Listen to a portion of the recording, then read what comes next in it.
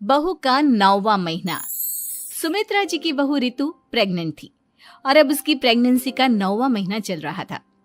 रितु का पति देवेश उसका काफी अच्छे से ख्याल रखता था, लेकिन प्रेगनेंसी अपने आप में ही एक अलग ही वक्त होता है जब एक औरत कई तरह के बदलावों से गुजरती है। शरीर के साथ साथ उसके अंदर बहुत सारे इमोशनल चेंजेस भी आते हैं और रितु इन सब चीजों से गुजर रही थी। इसीलिए कई बार वो बहुत परेशान हो जाती थी। उसे बार बार बहुत मुश्किलों का सामना करना पड़ रहा था। एक दिन अचानक शाम के वक्त रितु जोर जोर से रोने लगी। अरे रितु बेटा, क्या हुआ? तुम रो क्यों रही हो? कुछ नहीं मम्मी जी, बस बहुत परेशान हो रही हूँ मैं।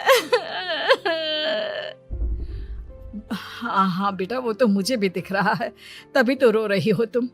लेकिन परेशानी के पीछे की वजह तो बताओ, आखिर बात क्या है? किसी ने कुछ कहा क्या तुमसे?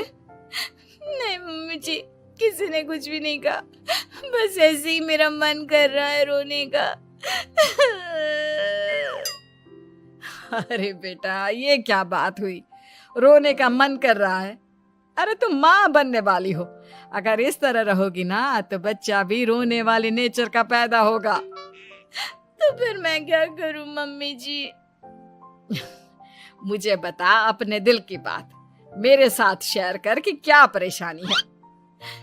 वो क्या है ना मम्मी जी, मैं अपने पेट की तरफ देखती हूँ ना तो अजीब सी घबराहट होती है। अरे लेकिन क्यों बेटा? तुम्हारे पेट में तो तुम्हारा आने वाला बच्चा है, इसे देखकर तुम्हें खुश होना चाहिए। मम्मी जी वो क्या है ना, मेरा पेट इतना बड़ा हो गया है, शरीर की हालत ऐसी हो गई है तो सोच सोच कर डर लगता है कि मैं कभी फिर से पहले जैसी स्लिम और ब्यूटीफुल हो पाऊंगी क्या। अरे बेटा, ये तो कुछ दिनों की बात है, सब कुछ बिल्कुल पहले जैसा हो जाएगा। कुछ दिनों के बाद तुम्हें चिंता करने की कोई जरूरत नहीं होगी। रितु, क्या हुआ? तुम बार बार करवटें क्यों बदल रही हो? रात के 2 बज रहे हैं, सो जाओ ना अब। देवेश, नींद नहीं आ रही है, मैं ठीक से सो नहीं पा रही हूँ। अरे ये क्या, तुम तो उठकर बैठ गई। इस तरह बैठे बैठे पूरी रात बिताओगी क्या? क्या करूं देवेश, पेट की वजह से जैसे ही लेटती हूँ अजीब सा लगने लगता है, ठीक से सो भी नहीं पाती। तुम एक काम करो, अपने पेट के बगल में एक तकिया लगा लो, तुम्हें ठीक से नींद आ जाएगी। वो भी करके देख लिया, अब तो लगता है जब तक बच्चा इस दुनिया में नहीं आएगा मैं ठीक से सो भी नहीं पाऊंगी। रितु, बच्चा आने के बाद कौन सा चैन की नींद सो पाओगी? कम से कम अब तो आराम कर लो। तुम सो जाओ देवेश, मैं बैठे बैठे ही अपनी नींद निकाल लूंगी। और फिर कुछ दिन के बाद सुमित्रा जी के घर पर कुछ परिचित लोग मिलने के लिए आते हैं।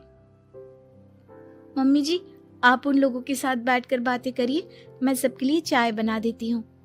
अरे नहीं नहीं बेटा, मैं कर लूंगी, अभी तुम्हारी तबीयत ठीक नहीं है ना, तुम आराम करो। अरे मम्मी, घर के छोटे मोटे काम तो मैं करती हूँ ना, चाय बनाने में कैसी प्रॉब्लम? अच्छा ठीक है, अगर कोई परेशानी नहीं है तो बना दो चाय। अरे ये क्या बात है सुमित्रा जी, आप तो दादी बनने वाली हैं।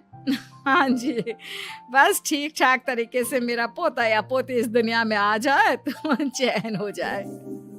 सही कहती हैं बहन जी, एक औरत के लिए ये वक्त बहुत मुश्किल होता है। वैसे बहू की तबीयत तो ठीक है ना? हाँ हाँ, तबीयत तो ठीक है, बस ऐसे ही थोड़ी बहुत परेशानी है जो इस वक्त होती है, उसी से गुजर रही है। पहली बार माँ बन रही है ना, कभी कभी परेशान हो जाती है। सुमित्रा जी रिश्तेदारों से बात करती है और उन्हें काफी देर हो जाती है।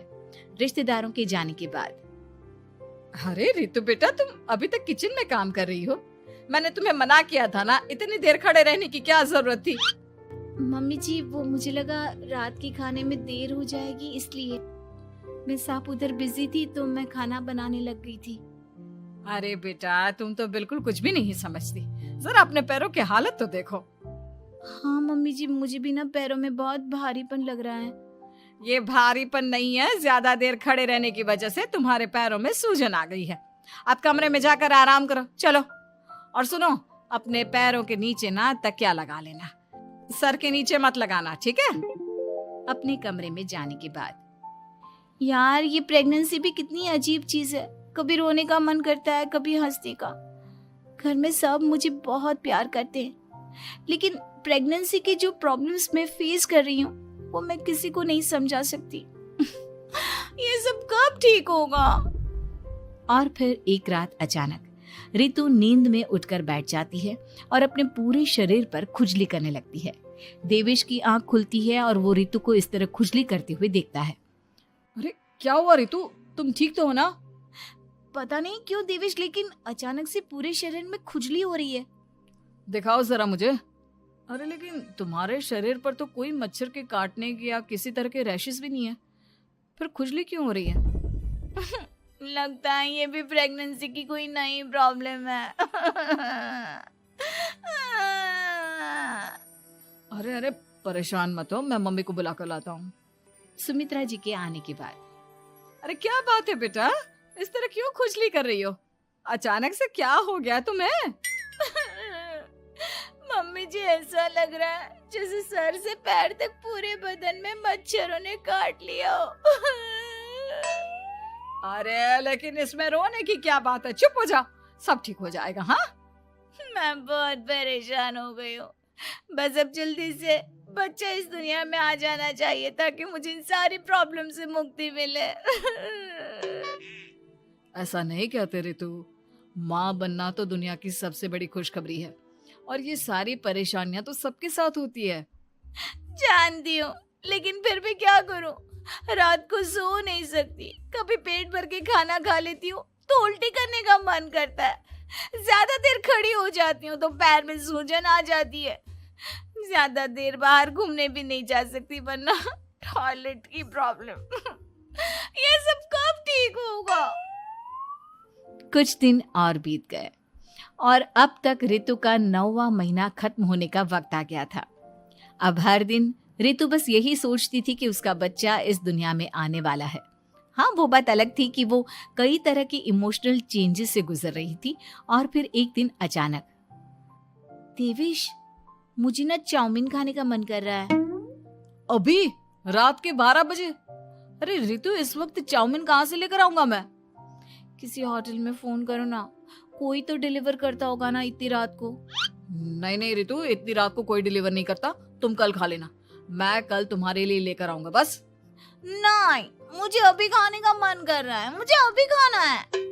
अच्छा अच्छा ठीक है, एक काम करो, मैं किचन में जाकर तुम्हारे लिए मैगी बना कर लाता हूँ, क्या पता उसे खाकर तुम्हारा मन ठीक हो जाए। हाँ ठीक है। देवेश रितु को मैगी बनाकर खिला देता है, लेकिन अगले दिन अचानक से रितु की तबीयत खराब हो जाती है। क्या हुआ है बहू को? बेटा तूने कुछ उल्टा सीधा तो नहीं खा लिया ना? मम्मी वो कल आधी रात को चाउमीन खाने की बात कर रही थी तो मैंने इसे मैगी बनाकर खिला दी। अरे लेकिन एक बार मुझसे तो पूछ लेता, इसी वजह से उसे अजीब सा लग रहा है। कोई बात नहीं, वैसे भी बच्चा आने का वक्त पास आ गया है ना, इसलिए ये सब चीजें हो रही है। मेरे पेट में बहुत दर्द हो रहा है, जब से मैगी खाई है तब से पता नहीं क्या हो गया। अरे कुछ नहीं हुआ बेटा, बस कुछ दिन की बात और है, परेशान मत हो। चल हम तुम्हें ना डॉक्टर के पास ले चलते हैं। हॉस्पिटल जाने के बाद, डॉक्टर साहब मेरी बहू की तबीयत ठीक तो है ना? हाँ, वैसे तो सब कुछ ठीक लगता है, डाइजेशन का प्रॉब्लम हो गया है, ऐसे वक्त में हो जाता है। प्रेगनेंसी की वजह से पेट के ऊपर बहुत प्रेशर आ जाता है, इसलिए डाइजेशन थोड़ा वीक हो जाता है। और उन्होंने रात के वक्त मैगी खा ली, इसलिए उनको ये प्रॉब्लम हो गया। डरने वाली कोई बात नहीं है। थैंक यू डॉक्टर साहब, अब हम इसका ध्यान रखेंगे। लेकिन अब रितु की डिलीवरी का वक्त पास आ गया है, आपको उनका पहले से भी ज्यादा ध्यान रखना होगा। मैंने चेकअप कर लिया है, 1 सप्ताह के अंदर रितु की डिलीवरी होने के पूरे चांस है। एक दिन अचानक किचन में काम करते करते रितु के पेट में बहुत तेज दर्द होने लगता है। देवेश, मम्मी जी जल्दी आइए।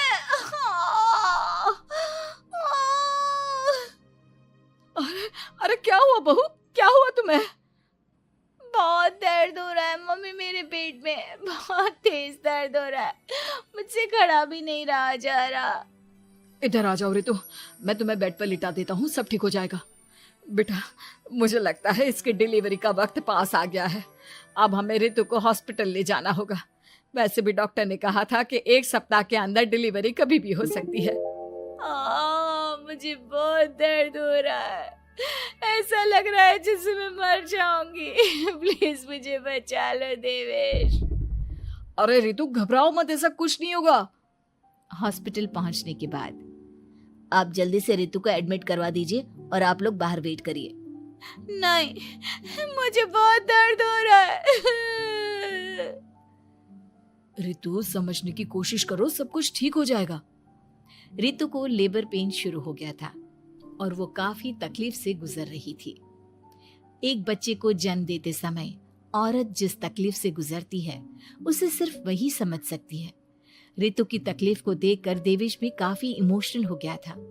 रितु को इस तरह चीखते देखकर उसे बहुत दुख हो रहा था, लेकिन आधे घंटे के बाद जब डॉक्टर अपने हाथ में रितु और देवेश की छोटी सी बच्ची को लेकर आया तो रितु के चेहरे पर स्माइल आ गई। रितु, ये देखो, तुम्हारी और मेरी नन्ही सी बेटी।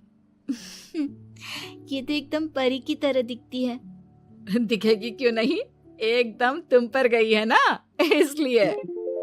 लेकिन मम्मी, उसकी नाक तो मेरे जैसी है। अच्छा ठीक है, नाक तुम रख लो, बाकी सब मेरे जैसा। देखा रितु, तुमने कितनी तकलीफ सही, लेकिन उस तकलीफ के बदले तुम्हें भगवान ने ये छोटी सी परी दे दी। और ऐसा सब औरतों के साथ होता है। तुमने बहुत हिम्मत रखी है बेटा, और इसका नतीजा आज हमारे सामने है।